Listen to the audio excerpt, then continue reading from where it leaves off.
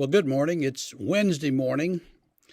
I think we missed yesterday. I had a dental appointment, and when I got here, I got into something else, and I didn't even think about this until much later in the day.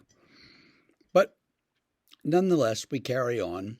It's Psalm 99 today. The Lord reigns. Let the people tremble. He sits enthroned upon the cherubim. Let the earth quake. The Lord is great in Zion. He is exalted over all the people.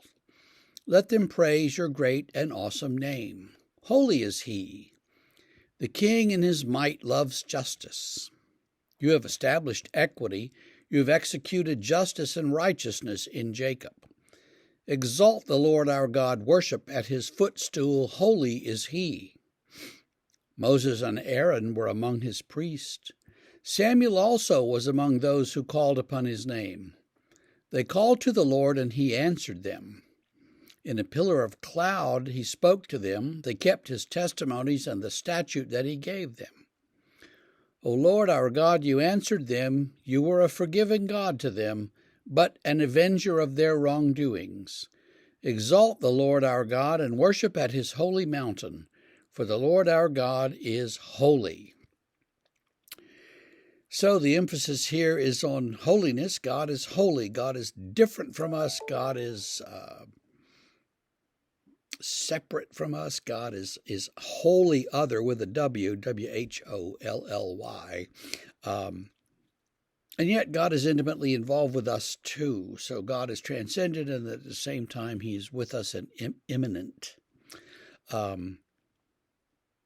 And it says, all the usual stuff. He does justice and equity and righteousness. And then lists Moses and Aaron and Samuel as particular instances of priests of his, representatives of his.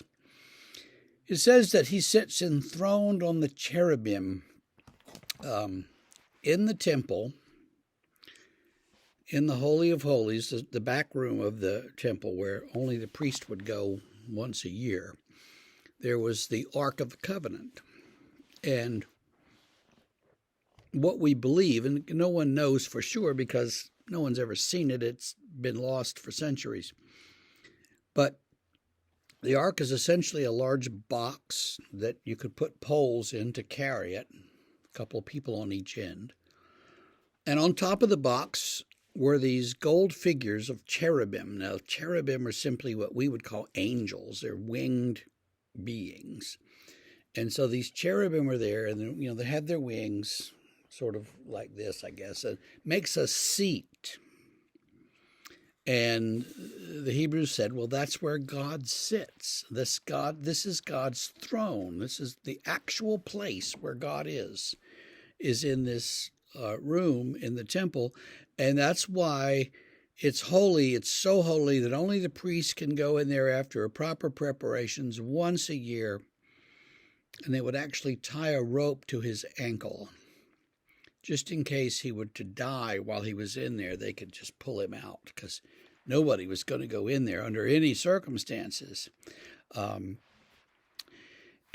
some churches are still kind of like that. Most churches are not, but the Holy of Holies is a special place, and so God is exalted on the cherubim, which are, like as I say, just the cherubim and the seraphim are both different sorts of angels. Now, we use the word cherub to mean the fat little baby angels, but that's not what it means in Hebrew. The cherubim are these angelic creatures with the big wings, and they fly around and keep God company and worship him, singing, holy, holy, holy is the Lord of hosts. So that's involved in this picture, and you get the whole picture of this elaborate temple with several spaces, and in the back space, the most holy space is this Ark of the Covenant. The Ark of the Covenant, of course, was lost when the different invasions came, and they finally sacked Jerusalem in the year 587 BC. The the enemies thought, well, this is a really well-protected temple, and this, this is going to have lots of gold, and they went in there, and all they found was this box. It had gold on it, but it wasn't that much gold. Some gold, but not untold stores of gold, and they took it, and no one knows where they took it. Now, there are those who say, well, it was taken to Ethiopia. There are some Jews in Ethiopia, and knowing that the Babylonians were coming, they grabbed the ark and scooted it out of town and took it far south to Ethiopia. And there is a little building in Ethiopia, like a little house. And the Ethiopian priests who are there say the ark is in that building. And, well, has anybody seen it? Well, great-granddaddy so-and-so went in there once. But they don't go in there because it's so holy. We used to have a joke in our group, would you go in there and take pictures? And some guy said, yeah. And other people are like, no way I'm going in there, because if it's in there, I don't want to die. There was a guy who put out his hand to steady it when it was being taken back to Jerusalem after it was captured. And the guy put out his hand to steady it as it started to slide off the ox cart, and he died from touching it, the taboo of it, or the power of it. And so, you don't want to fool with the ark.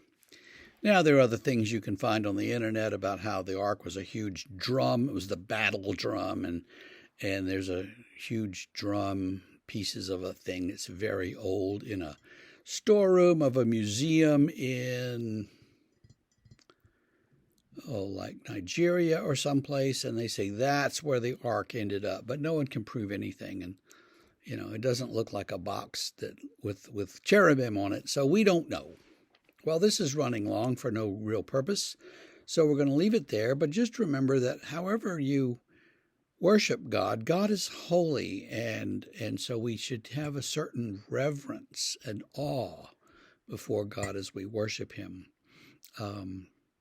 We shouldn't be quite as casual as we sometimes are. I knew a pastor who used to refer to God as the big guy.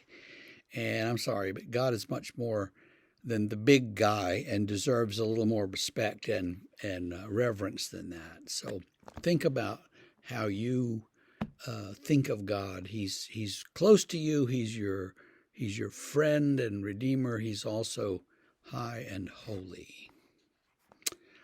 Well, I hope that you have a great day, and we will see you tomorrow.